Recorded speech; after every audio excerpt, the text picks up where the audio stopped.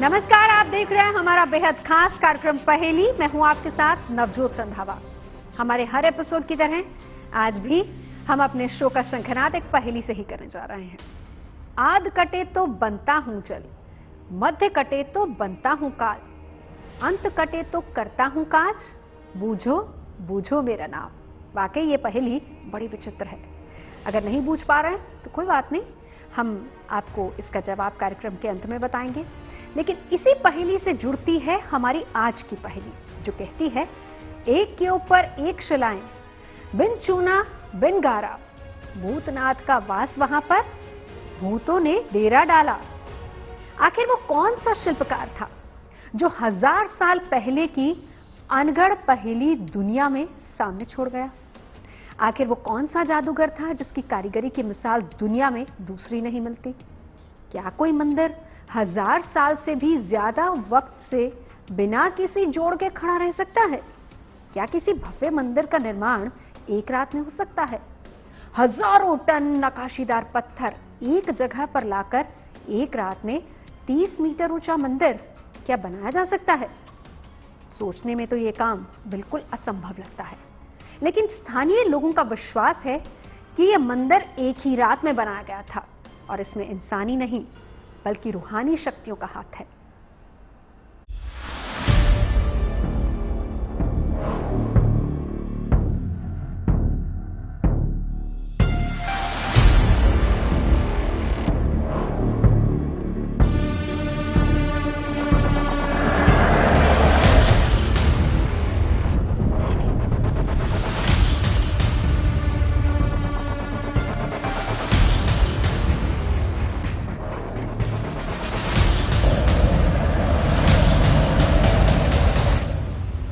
ये पहेली है उस मंदिर की जिसे एक रात में ही पूर्ण होना था।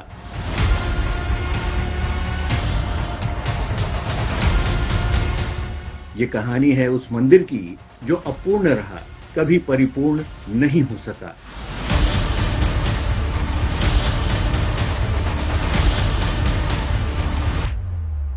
ये पहेली है एक ऐसे मंदिर की जो बिना किसी जोड़ के भी बेजोड़ है।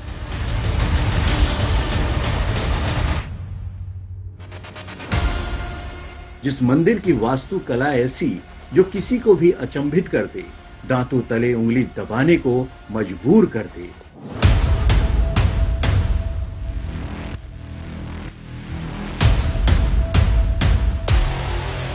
भला कोई इमारत बिना किसी सहारे के, बिना किसी जोड़ के भला कितने दिनों तक टिकेगी?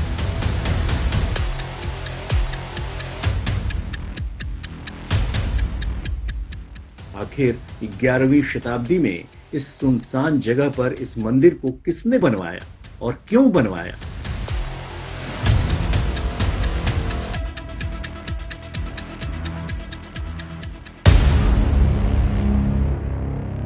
आखिर भारतीय पुरातत्व सर्वेक्षण भी रात में इस मंदिर में जाने से क्यों मना करता है? वहां रात में रुकना क्यों मना है? आखिर वो कौन सी शक्ति थी जिसने एक रात में मंदिर को बनाने का प्रण लिया था, लेकिन प्रण पूरा ना हो सका? इस मंदिर से बहुत सारी हैरत अंगेज किंवदंतियां जुड़ी हैं। कहते हैं इस मंदिर को भूत प्रेत या जिन ने बनाया था, जिन्हें भोलेनाथ का गण माना जाता है, क्योंकि एक रात में मंदिर बनाने की कल्पना इंसानी सोच से परे है।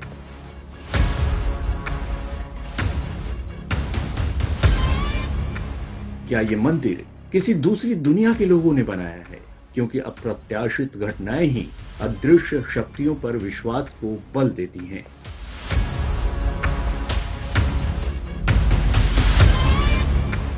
अपने वजूद में कई पहेलियां समेटे कक्कन मठ का यह मंदिर बना है।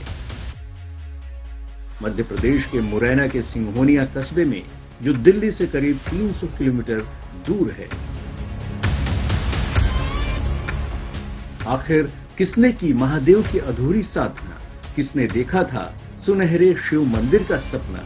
वो पूरा क्यों नहीं हो सका?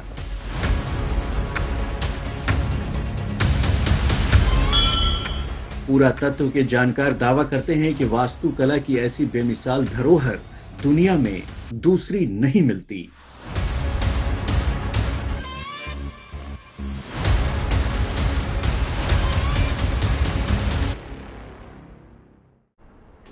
इतिहास का गवाह रहा है मुरैना शहर। कहते हैं मुगल काल में यहां पर एक सराय थी और पास के गांव का नाम था मुरैना। धीरे धीरे पूरे इलाके को ही मुरैना कहा जाना शुरू हो गया। 1927 में खुदाई के दौरान यहां नाग वंश के करीब 18,000 कांसे के सिक्के मिले, जिससे यह साबित हुआ कि करीब 3री और 4थी शताब्दी में यहां पर नाग वंश का शासन हुआ करता था। इसके बाद गुप्त, हूणवर्धन, गुर्जर, प्रतिहार, चंदेला और कच्छप घाट राजाओं ने बारी बारी से इस इलाके पर शासन किया।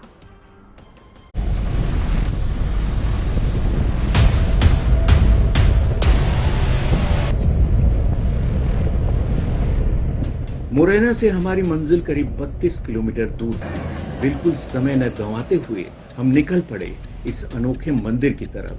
ज्यों-ज्यों हम मंजिल के करीब आ रहे थे, रास्ता और दुश्वार होता जा रहा था। पक्की सड़कों ने टूटे रास्तों को जगह दे दी थी।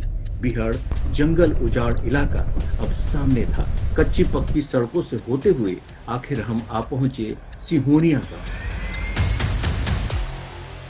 कहते हैं इतिहास वक्त के जरिए अपनी कहानी सुनाता है। कई बार वक्त गुजर जाता है, लेकिन इतिहास जस का तस रहता है और उसी के साथ कई सारी ऐसी कहानियां, कई सारी ऐसी पहेलियां जुड़ जाती हैं जिसको हम ढूंढ नहीं पाते। ऐसी कहानी जुड़ी है मध्य प्रदेश के मुरैना में, जहां पर यह मान्यता है कि एक मंदिर 1000 साल पुराना, जिसका निर्माण एक बार में, एक रात में किया गया था और सुबह होते होते जिन लोगों ने निर्माण किया था वो अधूरा निर्माण कार्य छोड़कर चले गए। तो आखिर क्या कहानी है इस मंदिर के पीछे? आखिर जो रहस्य, जो राज छुपे हैं इस मंदिर के पीछे, वो किस पहेली को जन्म देते हैं? चलिए मेरे साथ आज दिखाते हैं मुरैना के उस मंदिर की कहानी जिसके बारे में अनगिनत किस्से बातें कही जाती हैं।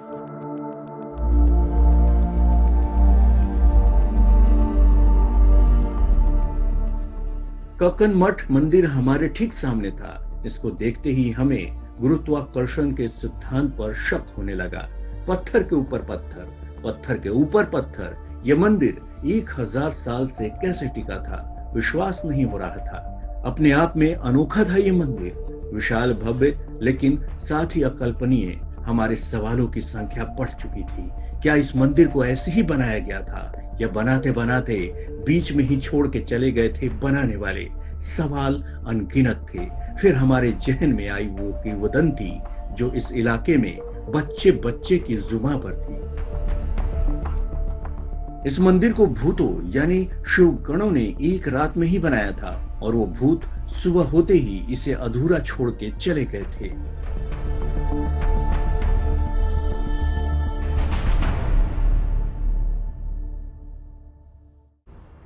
कक्कन मठ मंदिर की पहेली ने हमें उस मोड़ पर ला खड़ा कर दिया था जहां हमें चारों तरफ सिर्फ सवाल ही सवाल नजर आ रहे थे।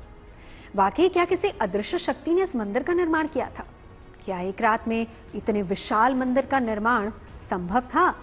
क्या यह मंदिर किसी आपदा का शिकार हुआ था या फिर इसको दोबारा बनाने की कोशिश की गई थी?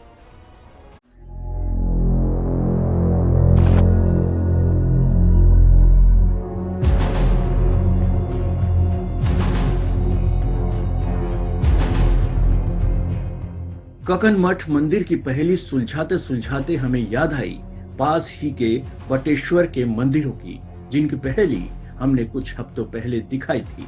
25 एकड़ में फैले इस मंदिर समूह की भी हालत कुछ ऐसी ही थी।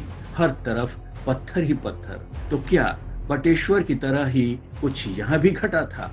आतताइयों का हमला, प्राकृतिक आपदा, जहन में सवाल लिए हमने फैसला किया मंदिर के अंदर जाने का।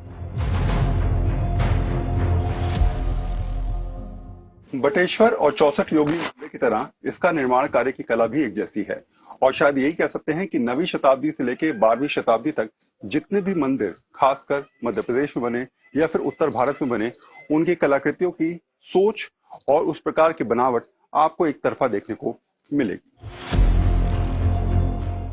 जब हमने मंदिर के प्रांगण में कदम रखा तो मंदिर को निहार कर हम भी अचंभित थे। एक साथ कई पहेलियां हमारे मस्तिष्क को झकझोर रही थी। कई प्रश्न हमारे सामने पहेली बनकर खड़े हो गए थे, जिनकी उलझन को हमें सुलझाना था। क्योंकि एक विशाल चबूतरे पर बना शिव का कक्कन मठ मंदिर, जिसकी कारीगरी देखते ही बनती थी।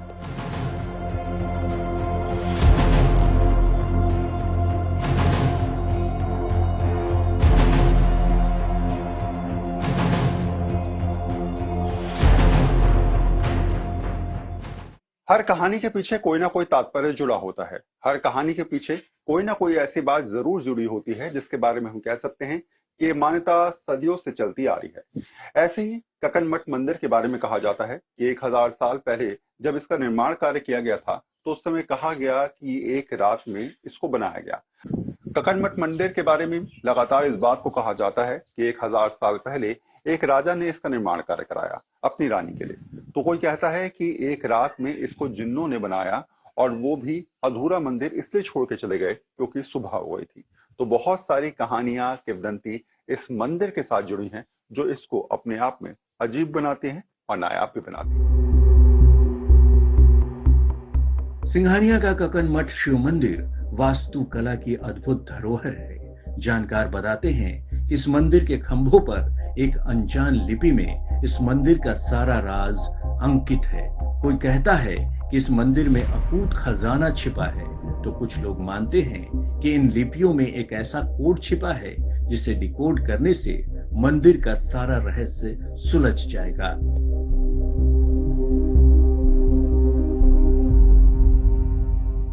चलिए एक नजर इस मंदिर की कलाकृतियों पे, आकृतियों पे डाल लीजिए। आप देखेंगे तो यहाँ पर विशेष लिपि में यहाँ पर कुछ लिखा हुआ है जिसमें इस मंदिर की कहानी को अवतरित किया गया है बाकायदा दीवारों पर। आप समझ पाएंगे तो इन दीवारों पर आपको उस प्रकार की लिखी नजर आएगी। साथ में सन भी यहाँ पर आपको नजर आ रहा होगा। इसके अलावा आप देखेंगे दीवारों के ऊपर आपको अलग अलग तरीके की कलाकृतियां नजर आ रही होंगी। ठीक पीछे की तरफ आप देखेंगे तो आपको प्रतिमाएं नजर आ रही होंगी। तो ये मंदिर के बाहरी हिस्सा है जहां पर आपको प्रतिमाएं नजर आएंगी अलग अलग देवी देवताओं की। लेकिन इसके आगे की तरफ जब मंदिर के आप प्रांगण में पहुंचेंगे तो आपको कृतियां नजर आएंगी, यानी कि इस मंदिर को सुंदर बनाने की जो प्रक्रिया थी उसमें इस मंदिर को बेहतर तरीके से प्रदर्शित करने की कोशिश की गई है। कहते हैं कक्कन मठ के इस मंदिर का वास्तुशिल्प मुरैना के ही बटेश्वर के मंदिर और 9वीं शताब्दी से 12वीं शताब्दी तक उत्तर भारत में बने मंदिरों से मिलता है, जो नागर शैली में बनवाए गए थे।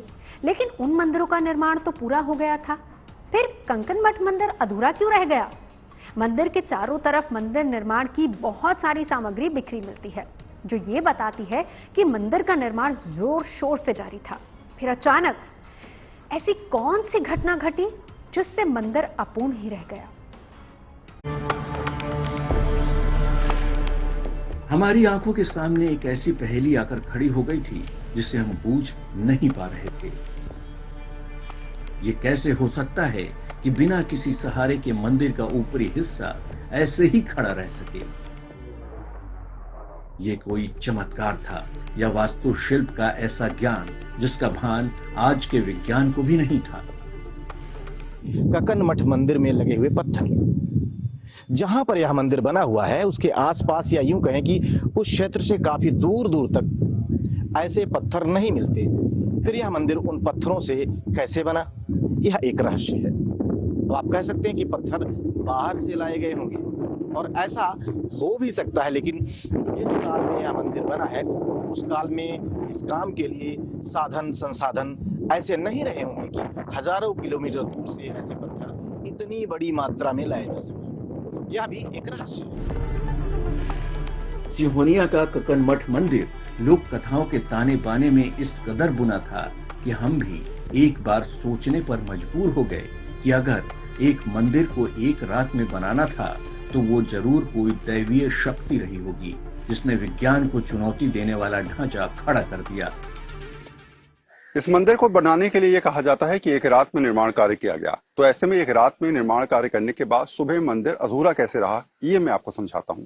सामने की तरफ आप देखेंगे तो आपको मंदिर नजर आ रहा होगा, लेकिन ठीक बराबर में यानी कि इस तरफ आप देखेंगे तो आपको टूटा हुआ स्ट्रक्चर नजर आ रहा होगा।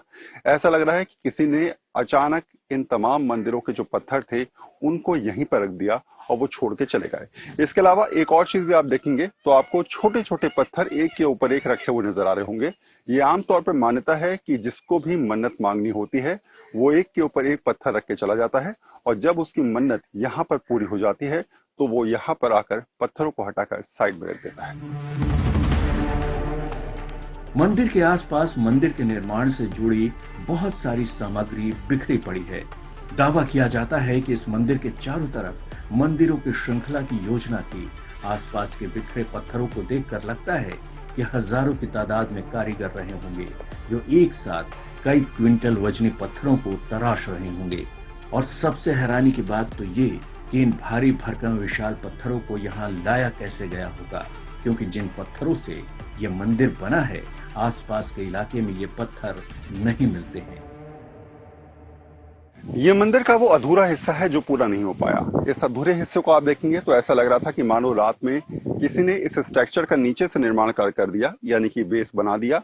अब मंदिर के ऊपर का जो स्ट्रक्चर था वो नहीं बन पाया। तो आप देखेंगे कि जगह जगह आपको पत्थर यहाँ पर बिखरे हुए नजर आ रहे होंगे, कई सारे पिलर्स जो हैं वो आपको नजर आ रहे होंगे।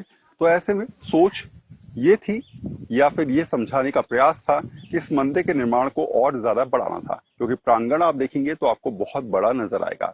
लेकिन आखिर क्या वजह रही कि मंदिर ये वाला अधूरा रहा और एक मंदिर लगभग बनकर तैयार हो गया। कहते हैं कि 11वीं सदी में यहाँ पर राजा कीर्तिराज का शासन था। रानी ककनवती शिव की साधना में इतनी लीन हो जाती थी कि वो महादेव से सीधा साक्षात्कार कर लेती थी। महादेव के प्रति रानी ककनवती की साधना को देखकर राजा कीर्तिराज ने रानी की निर्बाध उपासना के लिए इस मंदिर का निर्माण करवाया था। कनक मठ मंदिर की विशेषता है कि ये गुर्जर प्रतिहार शैली की बड़ी क्रिटिकल जो स्थापत्य कला है उसका एक अनूठा उदाहरण है। इन मंदिरों की शैली में गुर्जर शासकों से प्रभावित और गुर्जर शैली से प्रभावित होकर के भगवान शिव और गौरी इत्यादि के मंदिर उत्तर भारत में विभिन्न स्थानों पे बने। यहाँ के स्थानीय लोगों की माने तो इस मंदिर का निर्माण स्वयं भगवान शिव के आदेशानुसार हुआ था और उसे शिवगणों ने बनाया था। इस तरह से बिना किसी चूना, गारा, सीमेंट या बिना जो चिपकने वाला पदार्थ है उस पदार्थ के बिना प्रयोग के इस मंदिर का निर्माण किया गया है। और हजारों वर्षों से यह मंदिर आंधी, तूफान और प्राकृतिक आपदाओं के सामने सीना तान कर खड़ा है। यह कोई आम बात नहीं है बल्कि विशेष बात है। यह भी लोगों को आश्चर्यजनक या रहस्यमयी लगता है। तो क्या वाकई जब राजा कीर्तिराज ने मंदिर बनाने का आदेश दिया तो वेश बदलकर आए शिव गणों ने इस मंदिर का निर्माण किया, और जब एक रात में मंदिर नहीं बना तो वो सुबह होते ही गायब हो गए। इन बातों का कोई ठोस आधार नहीं है, लेकिन लोकोक्तियां ही इतिहास की वाहक होती हैं, जो पीढ़ी दर पीढ़ी की उदंती बनकर अतीत को वर्तमान की चौखट तक ले जाती हैं। दुनिया जानती है कि भगवान भोलेनाथ को भूतनाथ भी कहा जाता है, और शायद इसीलिए कहा जाता है कि भूत प्रेत उनके प्रिय रहे हैं और उनके निकट रहे हैं। भूत प्रेत भगवान भूतनाथ के गण माने जाते हैं, यानी कि धर्म ग्रंथ भी इस बात की पुष्टि करते हैं। आज मंदिर का मूल स्वरूप खंडहर नुमा दिखाई देता है, जिसके पास के छोटे छोटे मंदिर ध्वस्त हो गए हैं। दावा किया जाता है कि 14वीं शताब्दी में आए एक भूकंप के दौरान ककन मठ मंदिर क्षतिग्रस्त हो गया था।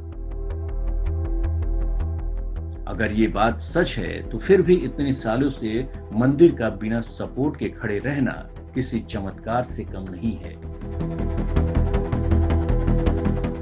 मंदिर के चारों तरफ हिंदू देवी देवताओं की प्रतिमाएं हैं।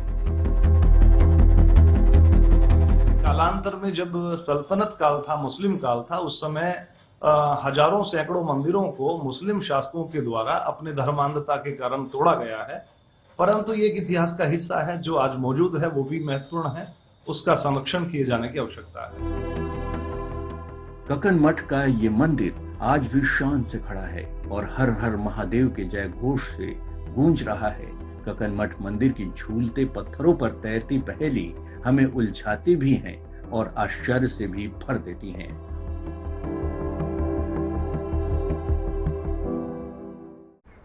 कंकनमठ का मंदिर नागर शैली में बना है। मंदिर के चारों तरफ हिंदू देवी देवताओं की आकृति बनी है। कई खंभों पर टिका ये मंदिर एक ऊंचे चबूतरे पर बना है।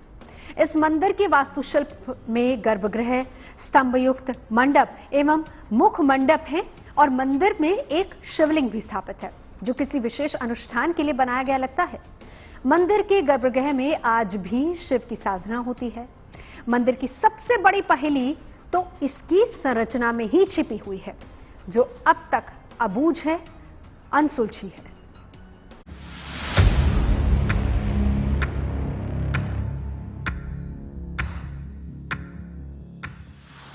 मंदिर का वास्तुशिल्प अनुपम है। हाथी, सिंह, नाग, यक्ष, गंधर्व, अप्सराओं की मूर्तियां भी मंदिर में दिखाई दे रही हैं। काफी मूर्तियां विखंडित हो चुकी हैं। मंदिर के गर्भगृह के ऊपर विशाल शिखर करीब 100 फीट ऊंचा है। मंदिर में प्रवेश करने के लिए सामने की तरफ सीढ़ियां बनी हुई हैं। गर्भगृह में स्थापित शिवलिंग ही मंदिर के मुख्य देव है। इस पूरे मंदिर में आपको केवल एक शिवलिंग नजर आएगी। इस शिवलिंग के अलावा बाकी कोई भी प्रतिमा आपको नजर नहीं आएगी। बाकी प्रतिमाएं जो नजर आएंगी वो मंदिर के बाहर नजर आएंगी, लेकिन मंदिर के अंदर यानी कि इस मंदिर का निर्माण कार्य जो किया गया था वो केवल शिव की उपासना के लिए किया गया था। इसलिए यहाँ पर केवल शिवलिंग के अलावा आपको कोई भी कलाकृति या कोई भी प्रतिमा दिखाई नहीं पड़ेगी। भारत की समृद्ध विरासत में जितने भी राजा महाराजा हुए, उन्होंने सबसे ज्यादा शिव मंदिरों का निर्माण करवाया जो किसी विशेष साधना के लिए गोपनीय जगहों पर बनाए जाते थे। शायद कंकनमठ शिव मंदिर भी इसी प्रयोजन की कड़ी हो, क्योंकि इसके निर्माण के 1000 साल बाद भी यहाँ आसपास आबादी दिखाई नहीं देती। हर नायाब चीज के पीछे कोई ना कोई कहानी होती है। इस शिवलिंग के पीछे भी एक कहानी है। यह शिवलिंग अपने आप में इसलिए खास है क्योंकि इसे एकाकार शिवलिंग कहा जाता है। इसकी ऊंचाई करीब 1.5 फीट तक रहती है और खासकर 9वीं शताब्दी से लेकर 12वीं शताब्दी तक इस प्रकार के शिवलिंगों का निर्माण किया गया। यह भी कहा जाता है कि एकाकार शिवलिंग जो है वो शिव की उपासना के लिए सबसे ज्यादा महत्वपूर्ण माने जाते हैं। इसलिए उस समय के कार्यकाल में, उस समय के समय में सबसे ज्यादा इसी प्रकार के शिवलिंगों का निर्माण किया गया। कंकनमठ मंदिर की देखरेख अब भारतीय पुरातत्व सर्वेक्षण विभाग कर रहा है। एएसआई को लगता है कि यदि मंदिर को छेड़ा गया तो यह गिर सकता है, क्योंकि इसके पत्थर एक के ऊपर एक रखे हुए हैं। इसी खतरे के चलते एएसआई ने यहां रात में आने से मना कर रखा है। कोई नहीं जानता कि कंकनमठ का यह मंदिर अधूरा क्यों छोड़ दिया गया, क्यों नहीं बन पाया। आखिर शिव के शिव गणों की थ्योरी को किसने जन्म दिया, जिसने इस मंदिर को दुनिया भर में चर्चित कर दिया, एक पहेली बना दिया। मुरैना के सिहानिया से वरुण सिन्हा के साथ bureau report, good news today. वाकई अद्भुत थी ये पहेली, लेकिन वक्त है प्रोग्राम की शुरुआत में पूछी गई पहेली का जवाब जानने का। तो हमने आपसे पूछा था, आद कटे तो बनता हूं जल, मध्य कटे तो बनता हूं काल, अंत कटे तो करता हूं काज, बूझो बूझो मेरा नाम। अब तो आपने बूझ ही लिया होगा इस पहेली को। नहीं बूझे तो इसका जवाब काजल यानी सुरमा। इतिहास वक्त के साथ अपनी कहानी सुनाता है। वक्त गुजर जाता है लेकिन इतिहास जस का तस रहता है, और उसी के साथ कई कहानियां, कई पहेलियां हमारे इर्द गिर्द घूमती रहती हैं, सवाल पूछती हैं। तो आज की पहेली में बस इतना ही। अगले एपिसोड में फिर मिलेंगे आपसे एक नई पहेली के साथ। तब तक के लिए आप देखते रहिए गुड न्यूज टुडे।